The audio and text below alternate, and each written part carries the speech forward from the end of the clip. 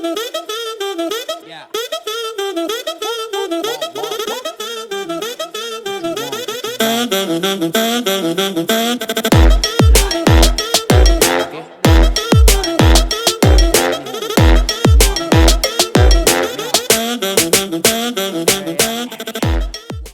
et messieurs, bonjour et bienvenue sur notre chaîne Culture TV 57 pour notre émission Dévoile ton art. Une émission consacrée à la découverte de talents, parfois connus, parfois cachés, présentée par l'association culturelle ACAGE. Nous avons aujourd'hui la joie de vous présenter l'artiste sculpteur Roland Gonzalez, un artiste qui investit la majeure partie de son temps dans son art, avec l'ambition de s'ouvrir au reste du monde, sensible aux événements de la vie dont il s'inspire. Bonjour Roland. Bonjour. Merci de nous accueillir dans ton jardin des sculptures. C'est moi qui vous remercie d'être venu. C'est tout un honneur pour nous. Franchement, ça fait un plaisir de voir autant de beauté. Et alors, raconte-nous, qui est Roland Gonzalez? Roland Gonzalez, il est dans sa troisième vie. Sa première vie était travailleur, deuxième vie était commerçant, et ma troisième vie, sculpteur. C'est beau ça, trois vies Trois comme vies, ça. oui. C'est peut-être la dernière, je ne sais pas. Ah. Et la plus belle des trois, certainement? C'est celle qui va venir. D'accord. Alors, dis-nous, cette vocation de sculpteur, ça t'est venu comment? En fait, j'ai toujours été attiré par l'art, même adolescent. Adolescent, j'ai toujours aimé l'art, aimé les artistes. J'ai commencé par faire de la peinture étant adolescent. Et après, je suis rentré dans une vie professionnelle, donc j'ai moins eu le temps de m'intéresser, mais j'étais toujours passionné par tout ce qui était artiste. Quand je pouvais aller voir un musée, j'allais le voir. Je m'intéressais en fait à l'art depuis la plus jeune enfance. D'accord. Après, il y a la passion, mais il y a aussi le doigté et la façon de faire. Parce que pour faire des sculptures comme ça, il faut quand même... ça t'est venu comme ça, ou tu as appris ou... Non, je n'ai pas appris, je suis un autodidacte. D'accord. Alors, un autodidacte, ça a quand même des vertus. C'est-à-dire qu'on n'est pas pollué par l'enseignement. C'est ça. On n'est pas pollué par ce qu'on a appris. Dans la peinture, on rencontre beaucoup de bons peintres qui sont autodidactes parce qu'ils sortent des cadres. Moi, dans mes métiers précédents, j'étais autodidacte aussi. Mais j'y arrivais avec mes idées, Et là, avec la sculpture, je suis arrivé avec mes idées, mes façons de faire, ma façon de voir les choses. Comme je suis un esprit curieux, surtout très curieux, tout m'intéresse, Donc, que ce soit les événements de la vie, etc., que je retranscris en sculpture à ma façon. Donc voilà comment est venu ça. Donc, je suis aussi un peu technicien de formation. Donc la soudure ne m'a pas fait peur, de tordre le métal, de le découper, de le faire fondre, ça ne m'a pas fait peur. Donc c'est comme ça que j'ai commencé en fait. C'est tout à ton honneur, franchement. Merci. Et alors, à travers tes sculptures, tu veux aussi faire passer un peu des messages? Alors, j'ai beaucoup de messages à faire passer. Vous verrez dans le jardin des sculptures, il y a des messages sur la paix. Beaucoup de messages sur la paix, il y a des messages aussi sur la pollution, sur l'humain, l'être humain. Vous verrez, il faut qu'on voit le jardin des sculptures, il y a plein de sculptures qui sont comme ça, dédiées à des messages vus de ma façon. Bon. Alors après c'est analysé par le spectateur qui... Après, chacun, effectivement, perçoit selon sa personnalité. Oui, mais les messages sont là, donc c'est ça qui est important.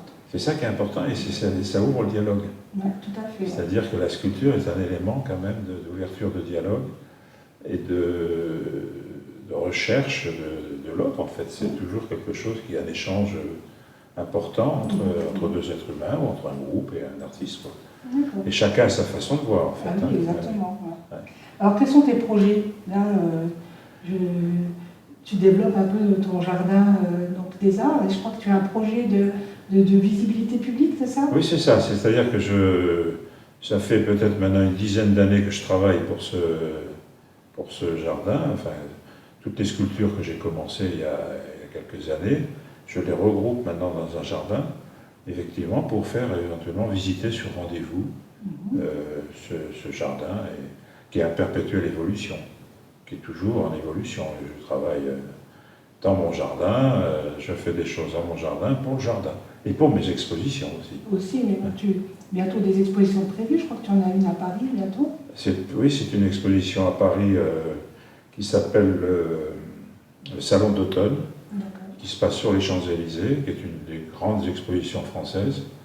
Voilà, donc ça c'est ma prochaine exposition parisienne, quoi. Ouais. Avec une sculpture. Une sculpture qui est le maestro. Le maestro. Le maestro. Super. C'est une main avec une baguette, quoi. Une main faite en acier. D'accord. Eh bien écoute, on va découvrir tout ça avec toi, si tu veux bien. D'accord, merci à vous. On y va. Merci.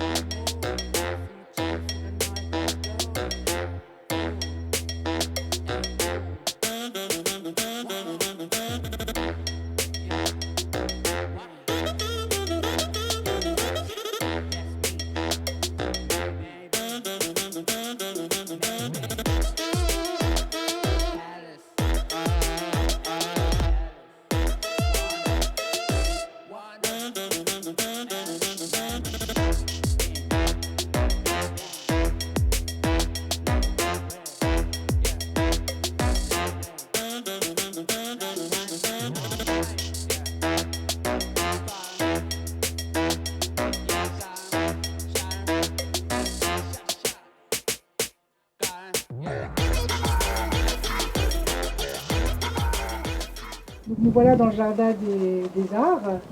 Explique-nous un peu les thèmes de tes sculptures, les messages, tout ce que tu as envie de faire passer. D'accord. Alors ici on est à l'entrée du jardin des arts, ou le jardin des sculptures, ou la forêt des sculptures. Et ici on est plutôt dans la partie du cubisme, ce que j'appelle le cubisme, un peu à la Picasso, un peu remettre les choses à plat. Donc on a ici l'élégant, l'ange,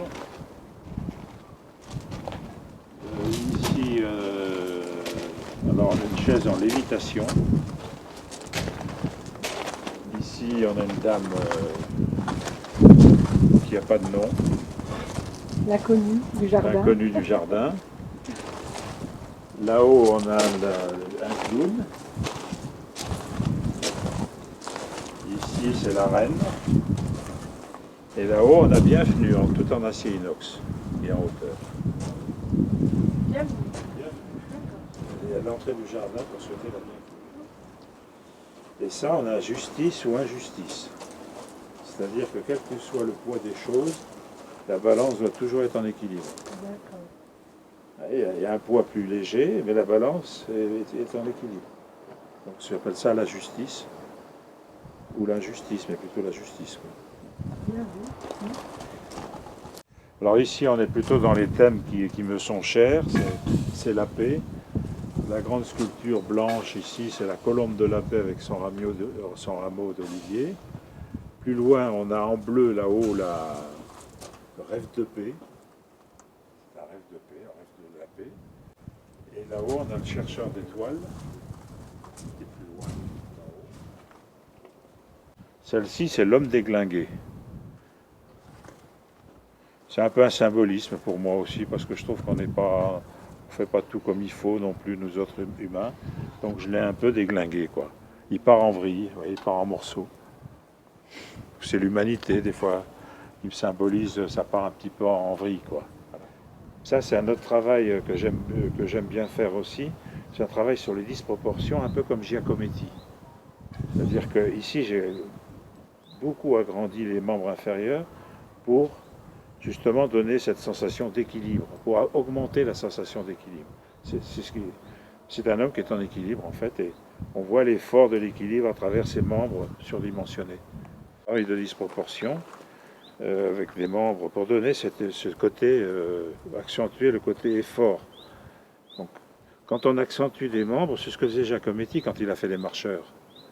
Marcheur, il avait agrandi ses disproportions des membres et on donne l'impression du mouvement, on accentue l'impression de l'effort ou du mouvement. C'est déchets, pollution. Des fois on a un peu honte. Bon, alors j'ai essayé de transformer cette honte par trois personnages. Trois personnages, alors celui-là il est en train de rouspéter après la pollution. Celui-là il est complètement dépité. Et celui-là, il est complètement dépressif. C'est plein de petits bonhommes. Il y a le diable, même sa fourche est cassée, donc il est inefficace, le diable. Les autres personnages, ils se font tomber les uns après les autres, vous voyez, ils se bousculent, comme l'être humain. On est en train de toujours se bagarrer. Et le chaos, ça finit par l'ange s'envole, quoi. C'est-à-dire, on essaye de fuir ce monde. Il y a un espoir quelque part. Il y a un espoir quelque part. Même la vie s'en va, les serpents qui représentent des fois la vie s'en vont. Et ça, c'est l'origine de l'humanité, c'est un homme primate. Ouais. J'appelle ça le chaos.